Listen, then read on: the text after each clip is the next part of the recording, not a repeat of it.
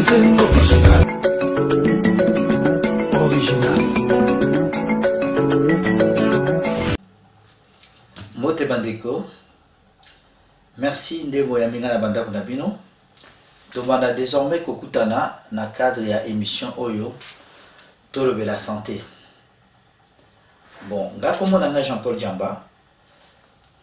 Don naza Ndeko Nabino. Don naza na poto depuis Bambula Ebele. Don na longwa Kisasa na kolika na Kisasa na Bandal, biso bana Bandal. Banda na longwa na ya poto musala musuna salaka te naza kaka na bopito. Donc naza monganga na yawa na sali ba formation ya kimonganga infirmier. Donc na sali na ba hôpitaux moi ebele et puis na se spécialisé pe na makambo ba domaine ebele.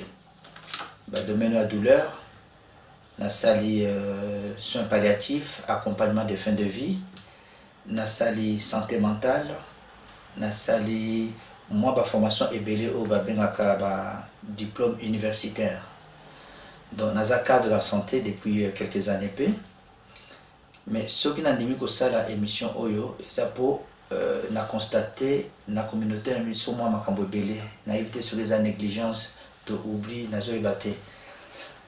Dernièrement naza ki na l'hôpital Moko, ndeko Moko aye, gravement malade. Bon, quand des bazalaka, ba fiche, tout ça, ba sengi combat médecin traitant, à l'objet azarana médecin traitant. Donc, malade naïe, ça a duré depuis quelques temps, bah, il faut découvrir un psycho et s'aggraver, azana médecin traitant. Yaoundé avant tout bandavandeko, tout bandaroulube la makamba santé, na makamba malade belé. Les autres ont une hypertension artérielle, les anini. Mais avant tout une hypertension, pour permettre un gars mouké, na rappeler bino mouké, rôle ya médecin traitant. Pour nazomo na bandeko mingi bazolo ba abela raté à cause de la médecin traitant. À tort. Pour médecin traitant, yende mutu azo sali sabiso na makambo belé. Donc na potawa eza obligatoire te ko na médecin traitant, mais ezaï conseillé. Pour rôle à médecin traitant eza moi ebelé. Médecin traitant, ceux qui n'ont pas découvert maladie panayo, ou balobaka affection longue durée. Les amours et belle liste, ils ont 23 maladies belé. Ils ont hypertension, ils ont diabète, maladie soit ceux qui médecin traitant a déclaré, ils ont pris en charge 100%. C'est-à-dire que vous foutez le côté, aucune consultation panaye, à foutissioter, sur la de radio. Bako futi sauter ce qui a tiré la pharmacie aux ici nous sommes nos besoins au fait 100% pour l'année pour médecin traitant à déclarer. Donc mandekonangai ils ont l'avantage mingi que la médecin traitant ou les appoints de bosso point balé sur la médecin traitant au balubaka aux Holanda parcours de suivi médical coordonné. Hein, donc parcours de suivi médical coordonné, c'est-à-dire qu'au déclaré médecin traitant dans la sécurité sociale ce qu'on pour la consultation 23 €. Il y a 70% sécurité sociale à Zozong Iselao. Donc environ 15 €, 10 Zozong Iselao. Or, ceux qui ont la médecin traitant, ok, déjà au foutu 23 €, mais sécurité sociale est remboursée à 30%. Au moins, il y a avantage de la médecin traitant. Voilà pour la médecin traitant. Si vous avez un cambo, autre belalelo, malade autre belalelo, le bousson. Donc, moi, introduction Zanini. On risque tous les jours, donc bisogno so tozo risque jour nyonso tokoma na hypertension en prenant de l'âge. C'est-à-dire que plus tozo kola, plus toza exposé ya kozala na hypertension. Donc âge est un facteur de risque ya kozala hypertension. L'hypertension est une maladie la plus fréquente en France et dans le monde. Il y a un monde tueur silencieux. Donc, et bomakanandenga bo péténion sur hypertension. Na calme donc on voit une hypertension 1 an, 5 ans, 10 ans, au moins avec déclaré mo mingi mingi yo comme trop tard, au moins on a une insuffisance rénale, on a un problème mépélé. Donc, définition hypertension et années. Au biseau bien attention. Donc il faut expliquer le fonctionnement ya motema. Motema na biso. Pour motema na biso, il faut attendre la bino mukela to ba lokota mukela ma français pour ba mo mingi na lingala eza mo passi. Pour talani timisisa. Si comme misisa, est-ce que ça artère, est-ce que ça va veine, est-ce que to remekana no pour ezala facile pour na baknyonso. Donc l'hypertension, le cœur est une pompe musculaire qui propulse le sang sous le réseau d'artères. Et nous le banini. Motema na biso ezali pompe et un muscle. Et aka neti likofi motema mutyo so neti likofi na ye. Sikoyo motema wana musala na ngoya nini? Ko poussa ko tindika makila ya propre na ba misisa minene na ba artère. Siko e réseau tindika makila nde signe liboso chiffre liboso ya tension. Er yango sikoyo ezo vimba ezo se relâcher nde signe mibale. Donc, définition hypertension, ezali augmentation, il y a ba chiffre wana. Pour musala ya motema, ezali ko tinda makila na circulation na batio. Siko pression ya batio wana, pression ya makila, po ezo kine na batio wana nde babengi hypertension. Na évité de se comprendre. Donc, siko pour na ko définir amo, il faut deux chiffres. Chiffre ya liboso, oyo Organisation mondiale ya santé est déterminée. Balobi ke tension école ka 14 T pour un chiffre à liboso, 9 T pour un chiffre à mbalé. Donc, chiffre à liboso de babengi,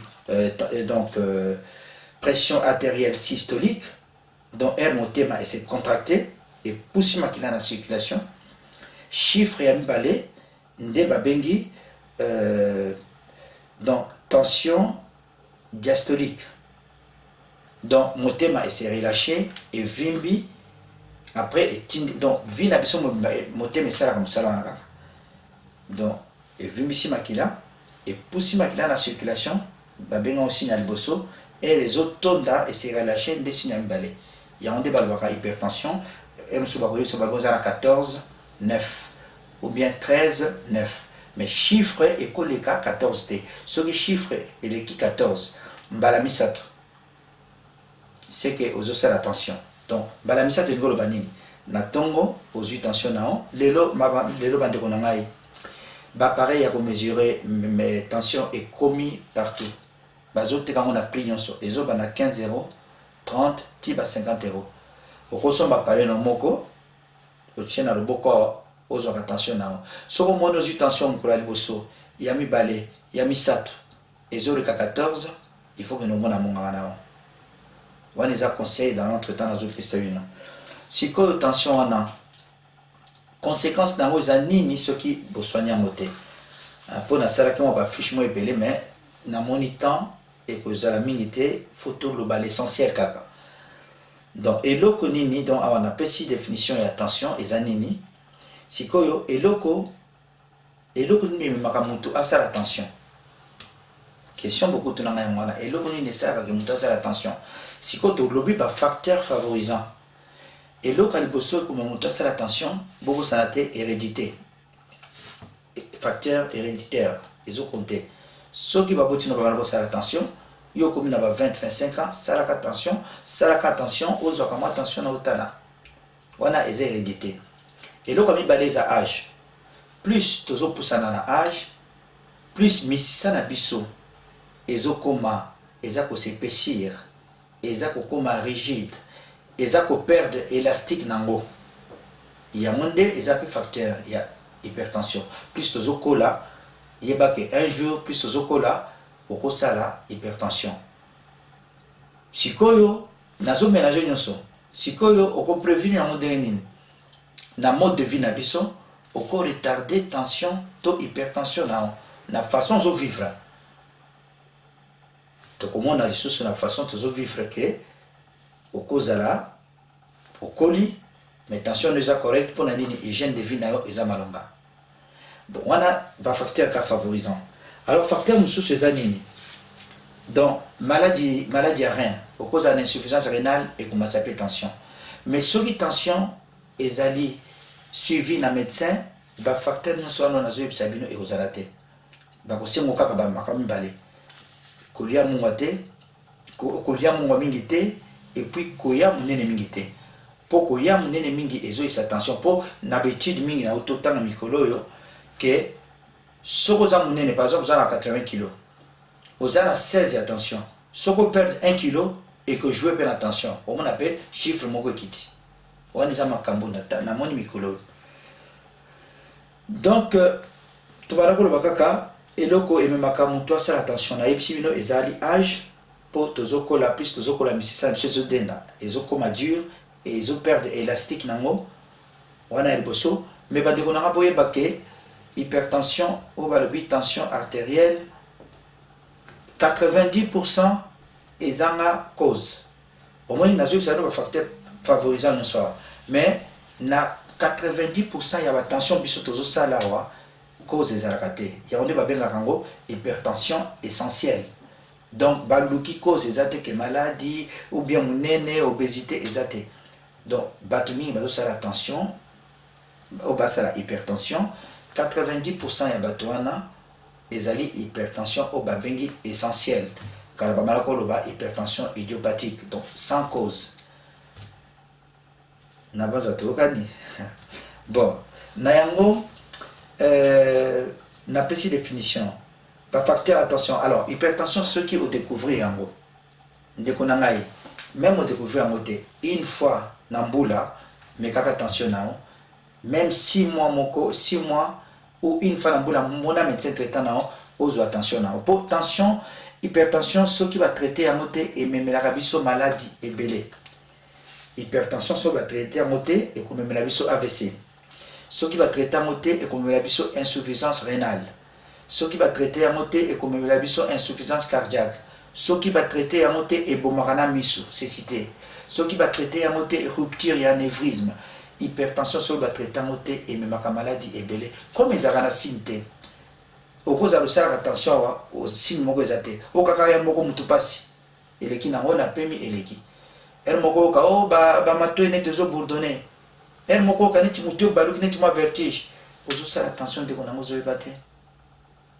donc yango nde émission lelo ezaki na kebisa bino pona hypertension mais pona prévention ba prévention zebele ba o bazoloba nini OMS Organisation mondiale de la santé ils ont recommandation ebele ezoloba ke mutu par jour okolia mungu akoleka kama luto muke ya sukalite obabengaka kuye par jour donc 5 grammes déjà recommandé par jour pona mungwa neti mama zona mabiloko ayebike biloko nyonso tokolia lelo ekoleka luto muke ya sukalite yango de 5 grammes mais tu as remarqué la baquette que batu baliaka 9 à 12 grammes par jour et puis conseil musu bazo pesa donc mungwa oto tchaka na mesa il faut koboya yango oh mama lami biloko tozolia yozui obakisi mungwa